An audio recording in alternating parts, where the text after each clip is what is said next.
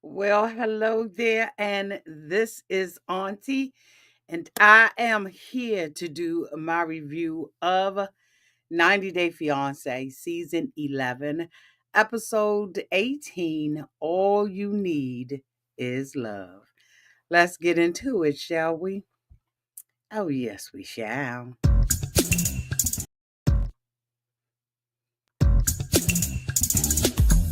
Everybody needs a sweet old auntie.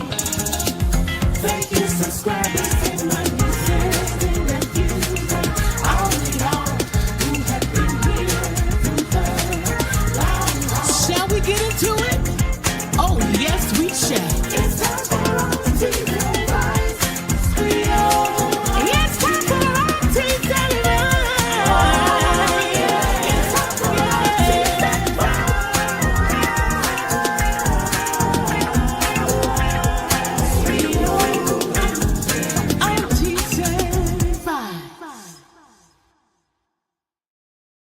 Well, welcome back, everybody, and this is Auntie.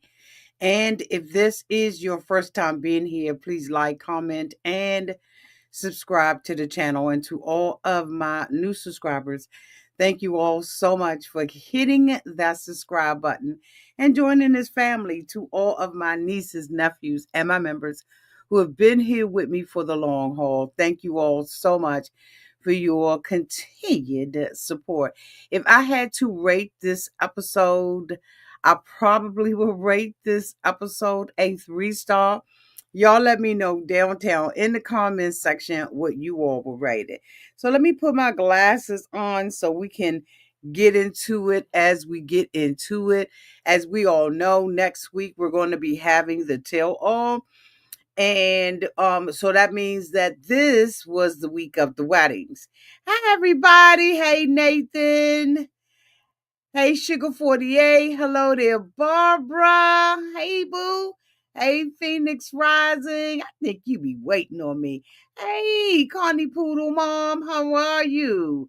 Hello there, Ray Della. Welcome our moderator. Okay. Hey, everybody. Yeah.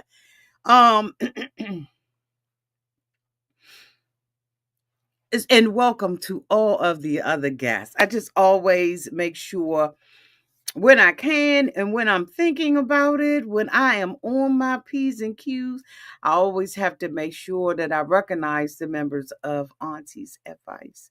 So, y'all, this episode was so up and down. I thought that, well, you know what? Let me just get into it. As I get into it, I'm going to bring them up and we're going to talk about them. Okay. Oh God, where do I want to start? The boring couple. Do I even have this boring couple on here? I do not.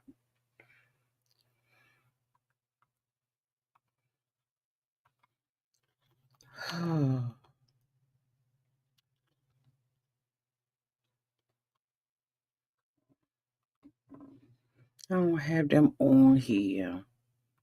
So I'll just start with Juan and Jessica. Now, as we all know, there is not a whole lot of conflict that is going on in their relationship. The two of them got married. I don't even think I snapped a picture of them. Yes, I did. Juan and Jessica, y'all excuse the blurriness. Juan and Jessica got married. And one of the things that was going on in their particular relationship was that Juan wanted to make sure that the children and Jessica learn Spanish. And so, that has been happening. He's been teaching his son and I guess teaching the other kids. One of the things that was going on, they always want to have some drama where there is none. And so one of the things that was going on was whether or not Juan had written out his vows. Because the two of them were going to be sharing vows. Of course, Juan did write those vows out. But they didn't have any other controversy, so they had to use what they could. It was non-eventful. It was a beautiful wedding. It was outdoors, and Juan had family that were in attendance, and so that was good. Juan um did his vows, and Jessica did hers, and at the end, she read it in Spanish, and so that really brightened him up and everything. He was very tearful, and you could tell that there is really a good relationship here, and that everything else that was going on with this particular couple appeared. Why I got one earring on, one earring off. Everything that was going on with this couple appeared to be manufactured by production, because I don't really think that they had any issues, especially given the fact that the family was there in attendance. So, I mean, it just was what it was until it's not what it is. Okay. Anyway, we're going to move on from that particular couple.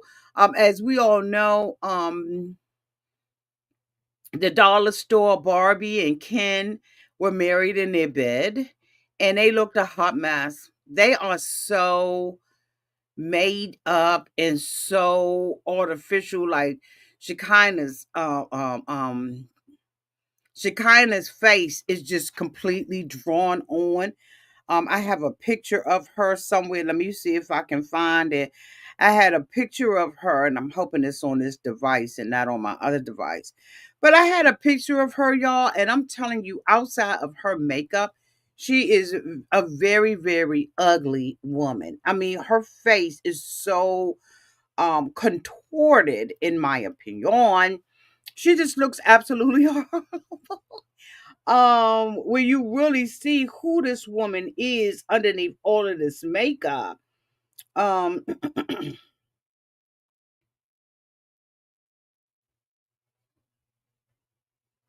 me see if I can find that photo real quick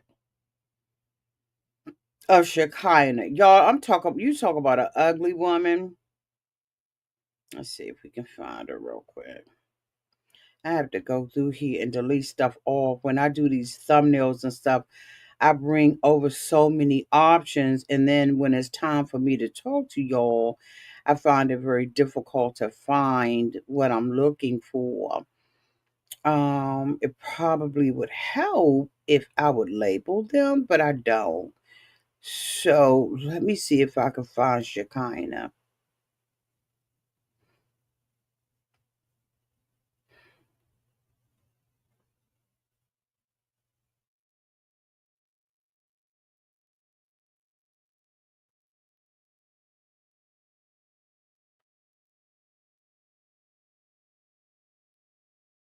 I know I had a picture of her because I was startled at the fact that she was that ugly.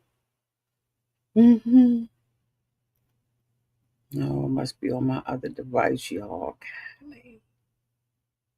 It's gotta be on my other device. Oh, I wanted y'all to see this picture of this woman.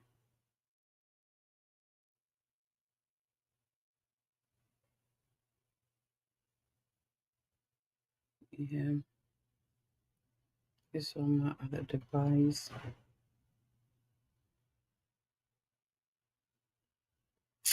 Oh, y'all, unfortunately, it is absolutely on my other device. Yeah,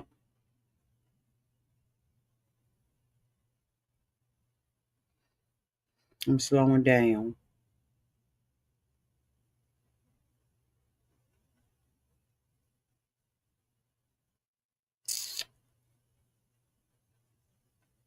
Take. Oh, I wanted y'all to see her. Anyway, they got married in the bed, and it's just stupid. I think that they have a deal with one another to milk 90-day fiance TLC as long as they can. They had released, I think it was sometime this weekend, the cast of 90-day fiance. I think it's happily ever after or whatever it is. And basically, anyway, I digress. Let me move to another couple because I have not been covering them all season. And I've not been covering them all season for a reason.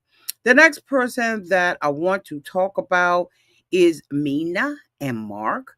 Of course, we all know that, her son is not able to be there.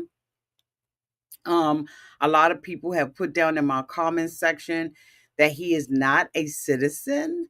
And so a citizen of Paris or wherever they were living at, but actually somewhere in Africa, I believe that y'all was saying in the comment section. And so I guess there's, something going on where, she didn't, I guess, do the proper paperwork when she moved him the first time. And so because of that, they have to deal with some other things. But Mark and Mina finally did get married. And she had her girlfriend come over and, get her hair and stuff like that together. And it was absolutely hideous. This is her coming down the aisle. I don't know where my picture is of Mark. Why do I not check this before I upload? But I did not check. This is Mina at the wedding, y'all, looking like she has on a helmet from like the 1960s.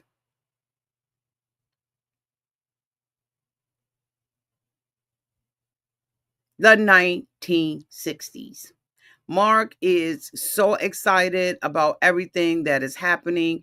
He comes in and he has a conversation with her prior to them going down. And she has a picture of Clayton that they are sitting on the chair. And he leaves out to go and get ready, and of course he forgets the picture, and she's like, you forgot the picture. And I'm thinking to myself, out of sight, out of mind. And so he goes in to get ready, he cuts himself, and he has a bandage on his face.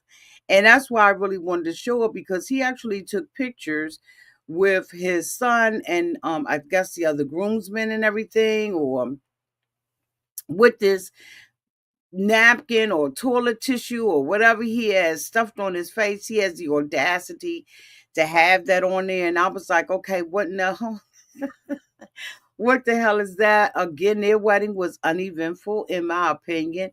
I thought that her dress was nice. After she got married, she came in with another one. As we all can see, her his daughter Jordan is in the back, and she said that now that she has had an opportunity to get to know Nina, okay, Mina. She likes her, but she still is going to have a problem with Mina should she decide to have another baby. But she said that, she gained a lot of trust and faith in her when she did agree to sign the prenup agreement. Had she not signed the prenup agreement, then Jordan would not have felt so secure about her own inheritance. Okay. And so Mina did sign that document, because I believe that Mina understands the true value of her being here. If you all watch her on her social medias and stuff like that, you can tell that there is something that Mina is after. And I don't know whether or not she wants to be in the fashion industry or what it is that she wants to do while she's here, but I think that Mina has bigger fish to fry, and that this was her way. That baby, in my opinion, this is just my opinion. Y'all let me know, y'all's in the comment section. I think that this was what they call an anchor baby. And, she wanted to make sure that she had a baby by this man. And to kind of anchor her to him and anchor her to the United States of America.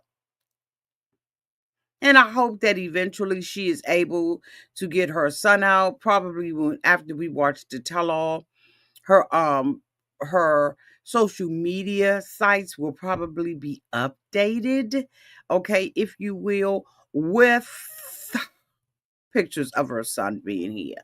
Um but after they got married, they went and took a one of those little roundabout for pilots. And after they celebrate something, they kind of get out in the air, and I can't remember what you call it, but they did that. And they came back, she changed her dress, he changed, and they had a wonderful party, including their little baby, and everybody seemed like they was happy, they were relaxed about it. Again, I think that a lot of the drama that we're seeing is absolutely produced.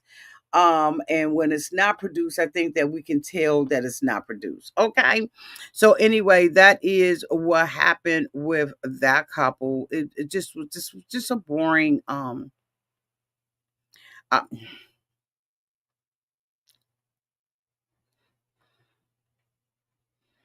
um what's the next couple? Who's the next couple that we want to talk about?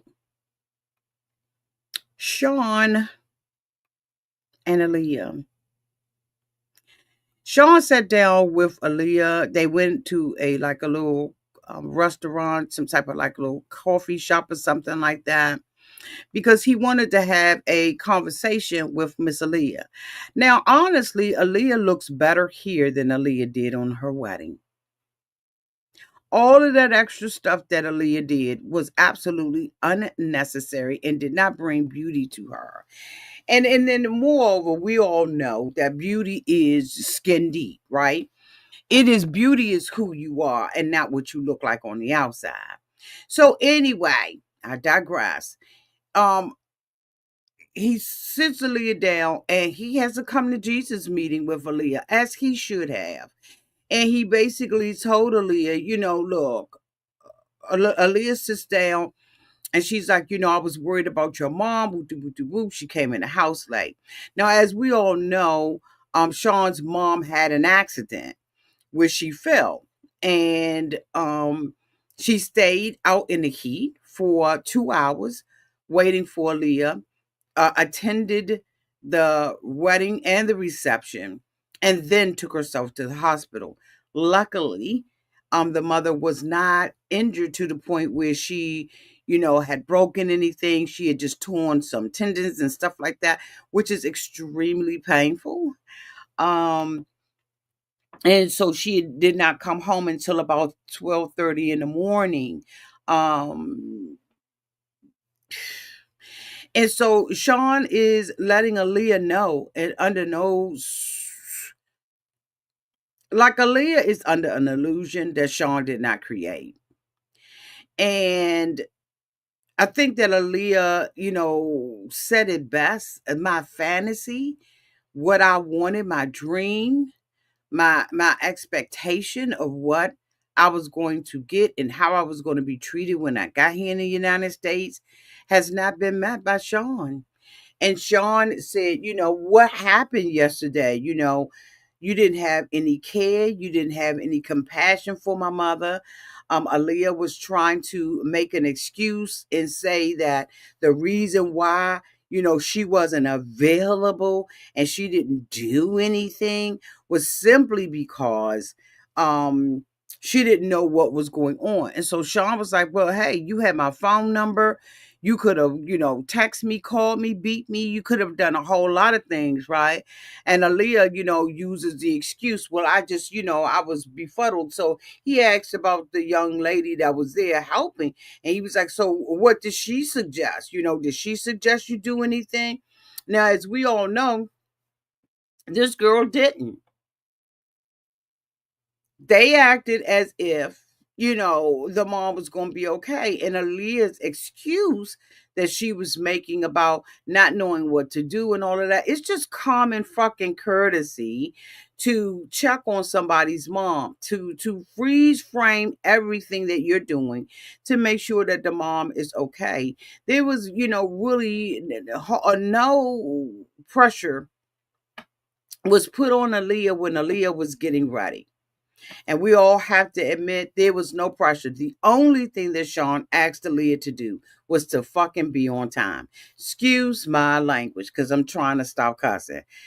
That was the only thing that she needed to do, was be on time. And my whole thing is, when you're late, it's a disrespect to other people's time. it just shows to me just a utter disrespect. Now, do I get tired personally of showing up at stuff on time and other people not on time? Hell yeah, I get tired of that. I get tired of being on time and waiting on other people. Sometimes I have a tendency to think in my mind, I'll just show up late, right? But there's just something in me that won't allow me to do that because I really want to respect other people's times. And I have an expectation that we are all grown, and that we're responsible and accountable for ourselves. Show up where you're supposed to show up. Of course, Alliya didn't. And Shawn said, "You ruined the whole entire day for me. You ruined the day for me. She ruined the experience. She ruined everything." And in my opinion, she absolutely did. I thought that he was nicer to her than I ever would have been with her, like ever would have been with her. I'd have read her for filth, right? And never yelled or screamed or even had to use a curse word. Um, if you want to be a lady, act like a lady. Show up on time. Do what you're supposed to do, girlfriend. Because grown women show up. Hey, Rory, I ain't seen you in a while. Hi, babe. Show up. And then you're sitting there acting as if you're the victim. This is not what I dreamed of. I'm over here with nobody. You knew when you booked that, first of all, when you went to the embassy, you went on your own.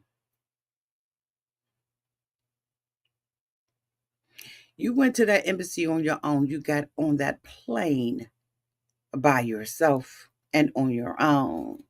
And now all of a sudden, you're saying no one's here. You knew there would be no one there. Shawn made a comment and said, maybe it's best for me to put you away. Now, I did not understand what that meant. Now, I was riding with him, but when he said that, I was like, what does that mean? Like, seriously, y'all, what did that mean? I took issue with that. I really took issue with that because I was like, how do you put somebody away? Do you pack a lid up in a suitcase? Like what did I didn't know what that meant. He was so upset with Alliya and Aliyah's inability to take accountability and just say, I'm sorry. That he lost his appetite. And he said they slept in separate rooms, as they should. Matter of fact, they should have slept in separate houses because Alliya should have been on us first thing smoking. Some stuff you just don't do. There's so many other things that I want to say, but I'm gonna get off of it because I don't want to hurt nobody's feeling in the comment section, and I don't want anyone to misconstrue or not understand. We also had the wedding of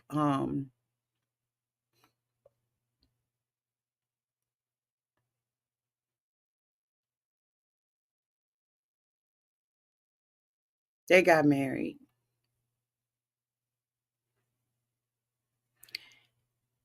And it looks like at the tell all that she is going to admit to being bisexual. We already knew she was. She's probably had interactions and some emotion, right? Um, she probably has had a whole lot of he had his friend went and had a conversation with him, um realizing that he was out of pocket with her. And so he went to her room while she was getting dressed And I was like, no way in the world would my girlfriends, my family, my friends ever let another man come into the room while I'm getting ready to get married.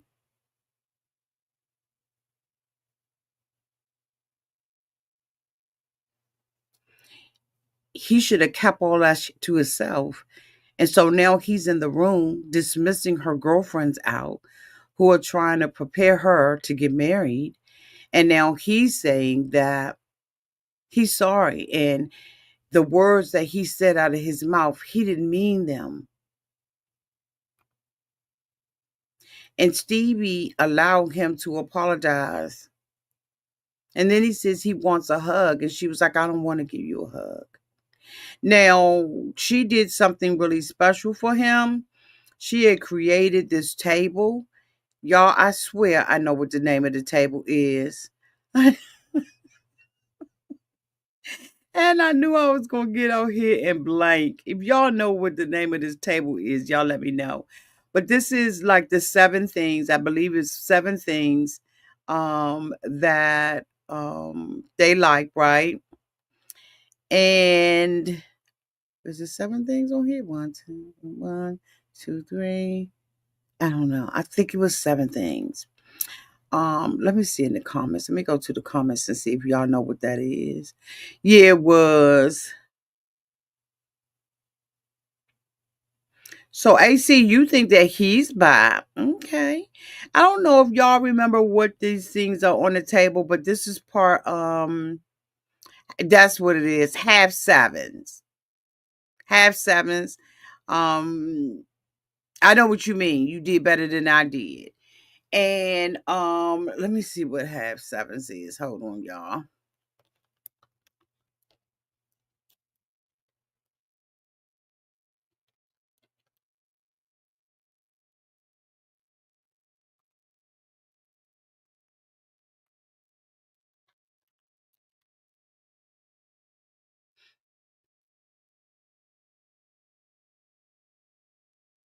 Half sin. That's what it's called. It's called half sin. It is an arrangement of seven symbolic items whose name starts with the letter pronounced as seen. Okay. The 15th letter in the Persian alphabet. It is traditionally displayed at Norwich, the Iranian New Year, which is celebrated on the day of the vernal equinox, marking the beginning of spring in the northern hemisphere. The items that should be there is wheat, barley, mung bean, or lentil, samnu, wheat germ, sweet pudding, something spelled oleastr, signifying a plant like an olive, but less valuable, may be applied. Okay. Vinegar, apple, garlic, and sumac. Not to be confused with something else. Okay, wait a minute. It says it comes from a rust of the cashew and mango tree family. And so you are to have those things. It's called half seen. And she had prepared that for him, and he was ecstatic about it, and it brought home for him. um and so, he, got really emotional and, started to cry, and he was ready to marry his bride. And so we see her, joining up with her dad. As we all know, she has indicated that her dad has been having health issues. And so one of the things she wanted to do was to, kind of move everything up. Number one for him, and then number two for her dad. Now, what I did not realize, and I think maybe it went just like over my head, was that she had prepared this whole wedding in 2 weeks. And that, she had ordered a dress, and the dress had just came that day. And of course, it fit perfectly. And so, the two of them got married. They had a beautiful ceremony.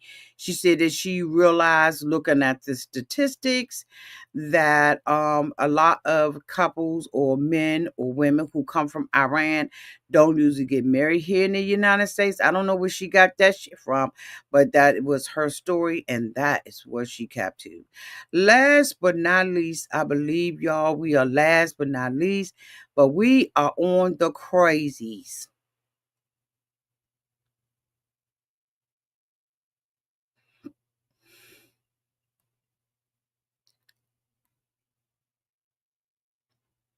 Armani, Matthew, and Annie. So we see the writing on the wall. TLC wants us to know, in a red background with white words, that when they got there to film the three of these people, they came in the middle of an argument. So we see Amani basically sitting on the floor looking stupid, hysterical, is in a whole different mindset. We see Annie bagging up her things and trying to get the hell up out of there. And we see weak ass Matthew doing nothing, as per usual. I'm going to say something, and I know a lot of people are not going to agree with me, but y'all know me. I'm going to say this anyway. When you got a weak man that is in your life, you have to, or no, you don't have to, but you feel like you got to bring out your dominant energy. You feel like you have to bring out any little bit of testosterone that you got in your body. You feel like you got to be the man. When you got a weak ass man that is covering his face like this, in the midst of conversation, chaos, and confusion of two women that he says that he loves, you have got to be a man, because he damn sure ain't doing it. And the thing about it is, I don't have to, you know, back in the day, let me just say this because I feel like I need to say this.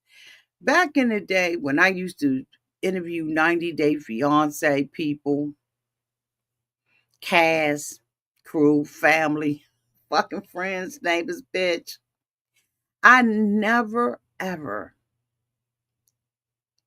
compromised my thoughts, my beliefs, and my opinion based on anything that they've promised.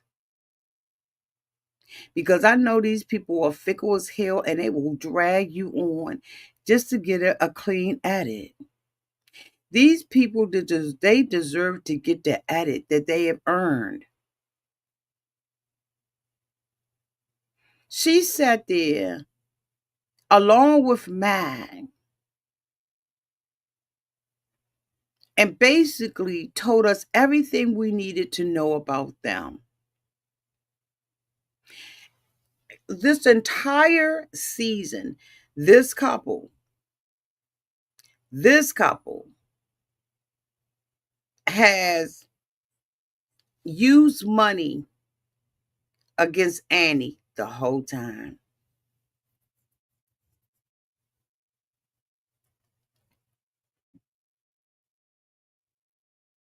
The whole time. When they met with the old boyfriend, it was about money. When they met with the family, it was about money.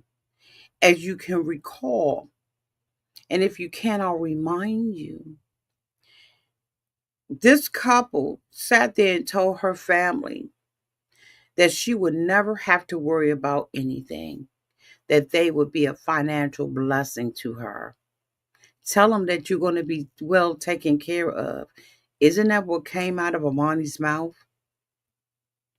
And she wonders why Annie is pissed about her not giving her money. First of all, you had already had a conversation with Ray. Won't that the old boyfriend name? Let me take my glasses off.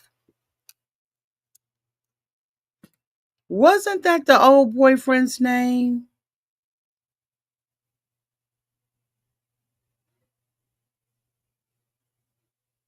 Ray?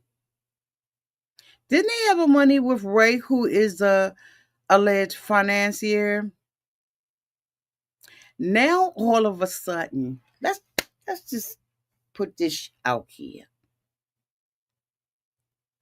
Prior to them going there, Ray was the money man.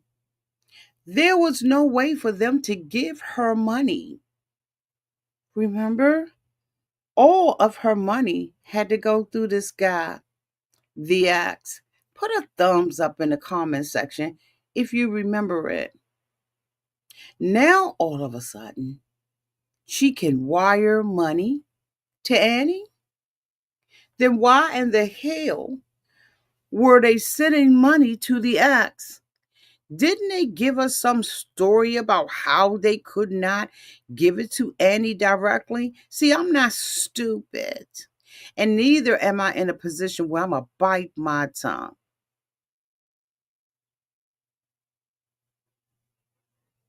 This couple is a fake. They're fake, in my opinion, and they are phony.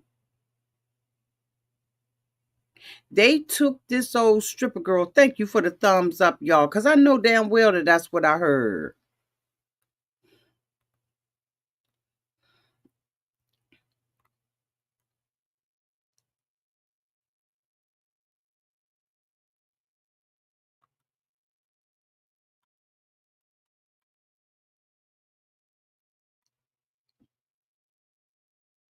Now they can send Annie money.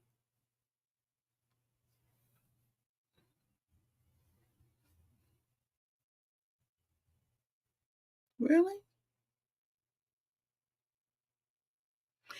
And we supposed to buy that? We supposed to overlook that? I ain't overlooking it. Because that was the premise of that man being there late at night. That's the night when they found out that her name was Brenda. But although they found out her name was Brenda, they still went to her family house. They have whored around with this woman in the bed and everything. And they think just because they gave her a little vacation and a couple of victuals that they paid their dues. Annie made a decision last week that she was going to marry Matt. Monty lied and said, "Oh, it's not going to change how I feel." Bitch, the moment that she made a decision to be with Matt, her whole face cracked.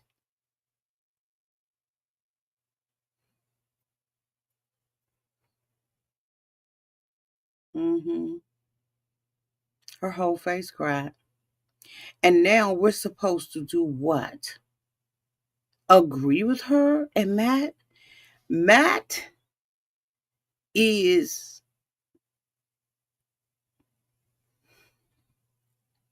weak,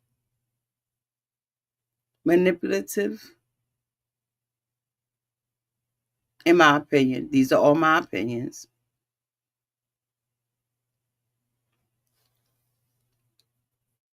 And cahoots, in my opinion, with the mistreatment of Annie.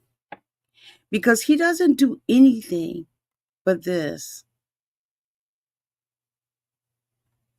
This is all he good for. That's what he's good for. He's good for sitting there saying, "Oh, he'll break loose and I don't know how." You know how.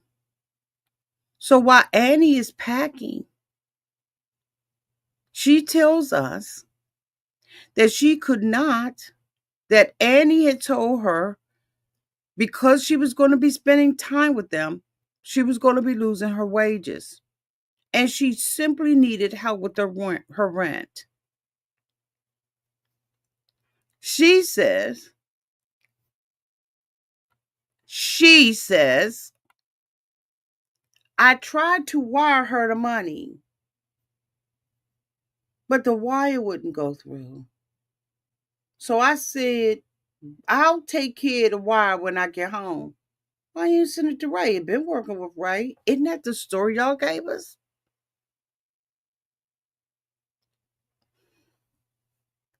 Moreover, you could have gave her cash. The same money you've been spending and the credit cards you've been swiping, eating and partying and drinking and paying for a hotel. You could have paid that right there for the girl. You were right there. You were down at her mom and them house with the bullshit. And then you wonder why Annie has not been disclosing who she is. That's why. Because we didn't even know who y'all were.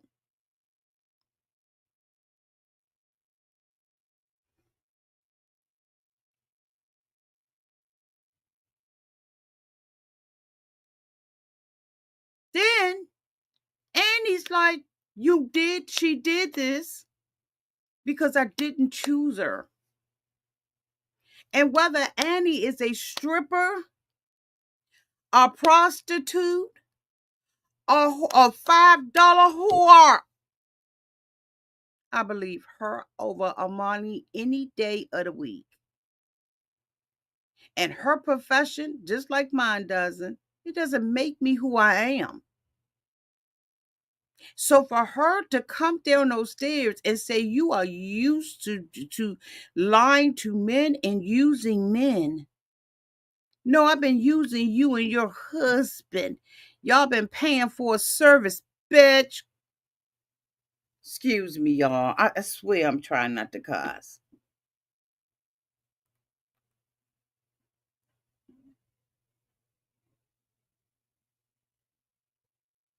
You and your husband,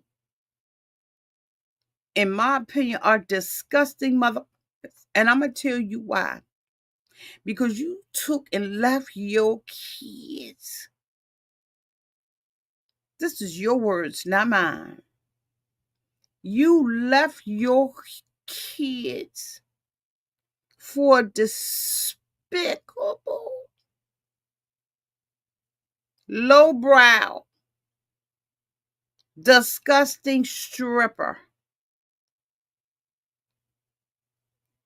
who has no dignity and decided that one of you would have to divorce and marry her. The same woman you came down those stairs to berate and tell her that she had no dignity, that even when you were poor, this is what Amani told Annie. While Annie gathered her stuff together and didn't gather her. Because the restraint that Annie had, or Annie, never. She told this woman, I wish you had some self-respect and some dignity, because even when I was poor, I didn't strip for men. But even though you and your husband may got a little bit of money, you left your children to be with this woman. And I think that says more about you than it ever would about her. Y'all make sure y'all share this video, like, comment, and subscribe. Annie says she is saying the most despicable stuff about me, just nasty stuff. But this is who this woman, she said, didn't I try to treat her nice? What? When? Because this is how you felt about her from the beginning. Let me tell you something. I was already on the line with this couple. I don't want nothing to do with them. That they would treat and talk to someone like this. This was disgusting. Absolutely disgusting. Lowbrow. And it probably made her feel good. Instead of, she said, I told her, wait till I get to the United States and then I'll send you the money. Bitch, Ray's routing number and bank code and account number ain't changed. And if you knew while you were in America, the whole time that y'all were dating her, that you couldn't send her anything, it was bogus for you to say you could. See, all you got to do in life is sit back and watch them catch themselves in their own lies.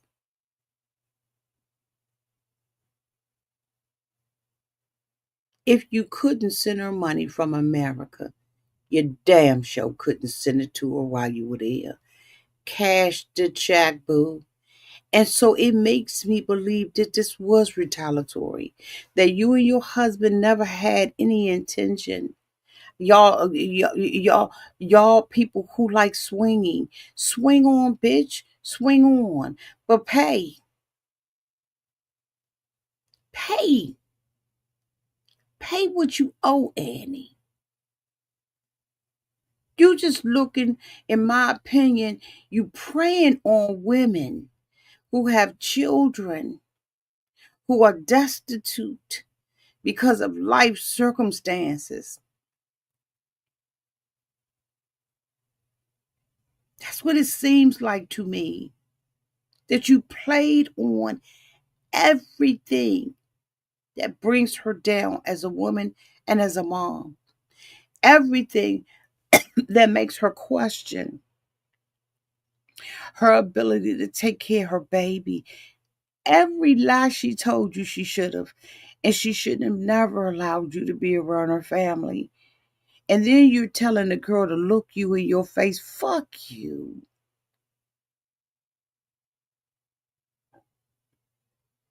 And what is Matt doing?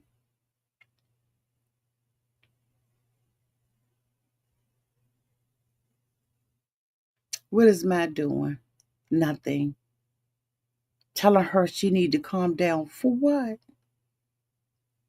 Out of the abundance of her heart, her mouth is speaking.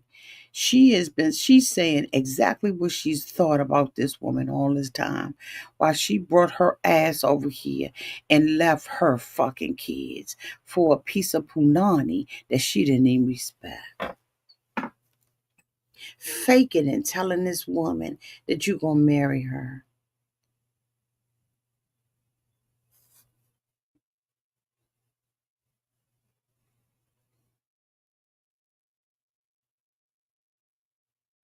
Because you didn't get chosen. But Annie, if you ever see this, translate this, okay? So you can understand it. You needed to know. You needed to know how she really felt about you. And he kept calling her a crazy woman. She running all up on the woman. The man got to hold her back hysterically. Just crazy.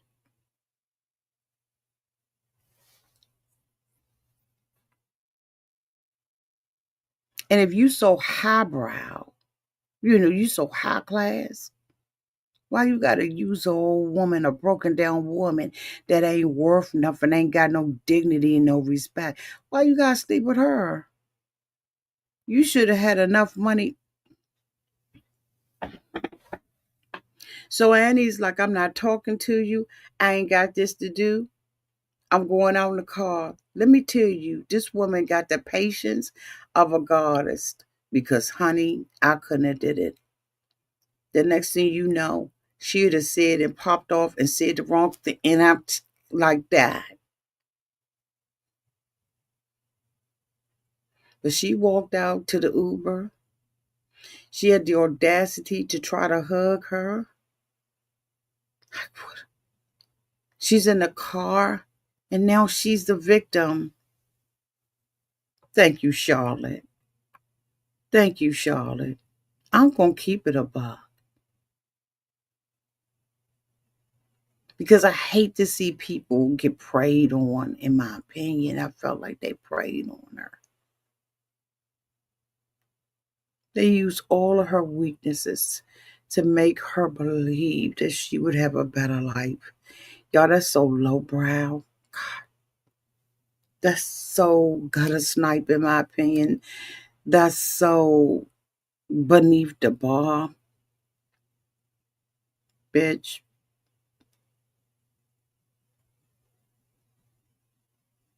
You just don't treat a human being like that, y'all. You just don't. They got in that Uber. They got back to the airport. Amani says out of her mouth, I got to think about what I'm going to say to her because this is the last time we'll ever see her again. You knew that when you came. You just thought that Annie was poor and dumb and that she would compromise and kiss your ass for your little pennies. But she didn't. And Annie, let me tell you, having your dignity means more than anything you would have gained from them. God will make a way for you and your baby. And if you got to sell your around a freaking pole, you do whatever it is to do because I'm going to tell you right now, I always see it. When I was coming up and struggling and coming up the rough side of the mountain, I would do whatever it took to feed my baby. God bless me, and I didn't have to, but I would have in a heartbeat. No hesitation whatsoever. None. Zero, nada, zilch.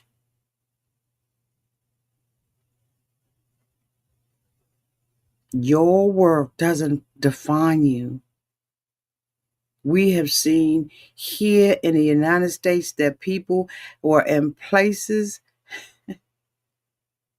and positions that are gone in a night. Your boss can make a decision to fire you, whether or not you got a PhD or GED, at will. So your profession it doesn't define you. Because I'm gonna tell you right now, you take care of that baby, she gonna always love you and ain't gonna care what you do. Just don't bring the shit to the house. You know, keep it out there in the streets and be safe about it. I'm gonna tell you right now, I'm a mama. And I'm gonna tell you right now, honey, I would do whatever it would have taken to feed my fucking baby. Now my baby can feed herself. But there was some lowbrow stuff. Well, not lowbrow, but there was some things that I did that I would never even think to do now when my baby was young, to make sure she had food in her mouth. And ain't no shame in my game. None.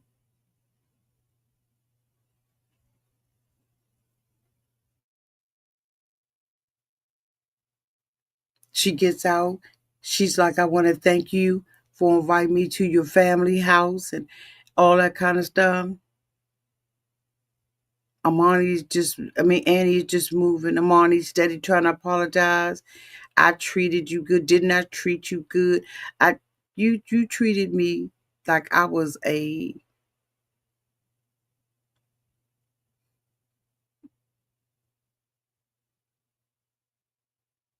and I guarantee you that there's a lot of people in the 90-day fiance world who don't care nothing about you, who will drag your ass. I'm sure that you don't have the heart of the people.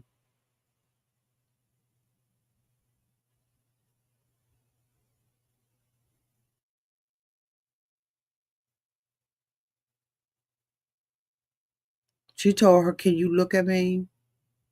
And he said, "No."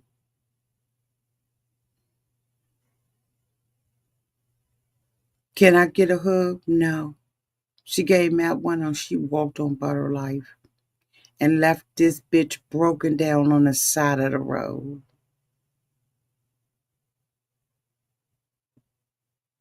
And she's crying, squeezing out them tears, because she don't care nothing about Annie. Nothing.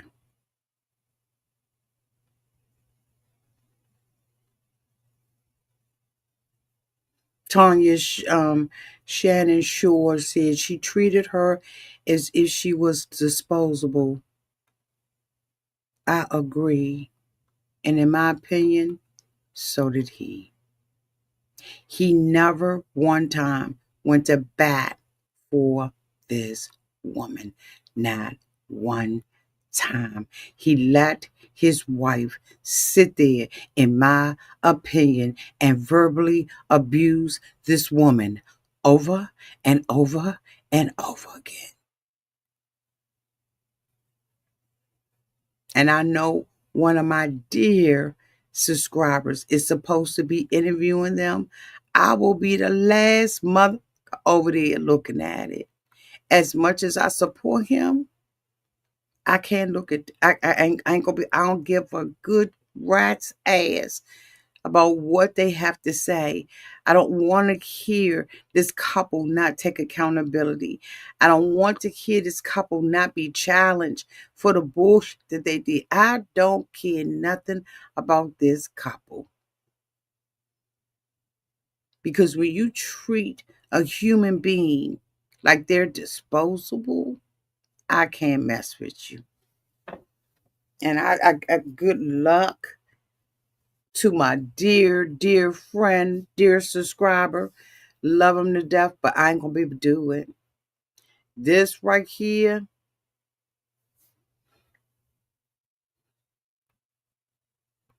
this right here, the way she stood up here and talked to this woman, and look at him. Look at him. Annie is saying, no, you ain't gonna talk to me like that. No, I ain't gonna talk to you. And this man did nothing. And she chose him. Can you imagine how she would have been treated had she came here to the United States?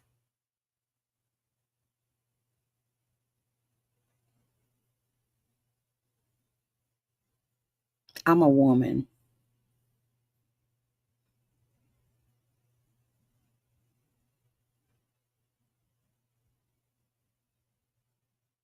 And I can't imagine being spoken to like this. Y'all, when I said my heart was broken, my heart was broken for Annie. Because we get to choose.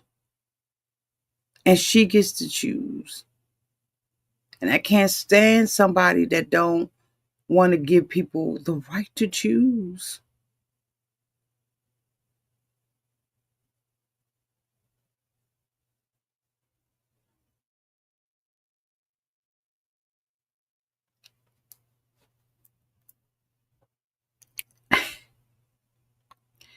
Oh, I'm sorry.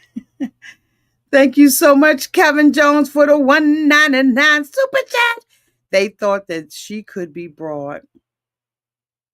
Absolutely, they did. Barbara said he did not do anything, nothing.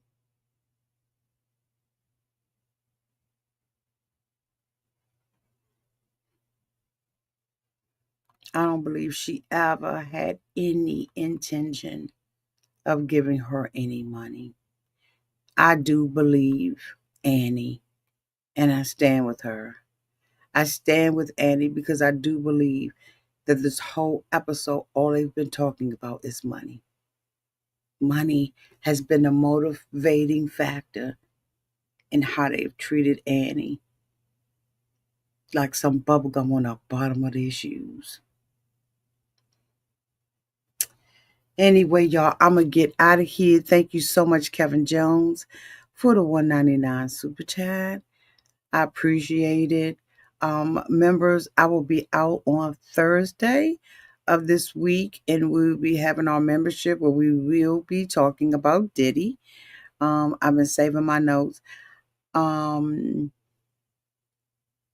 we can have that conversation.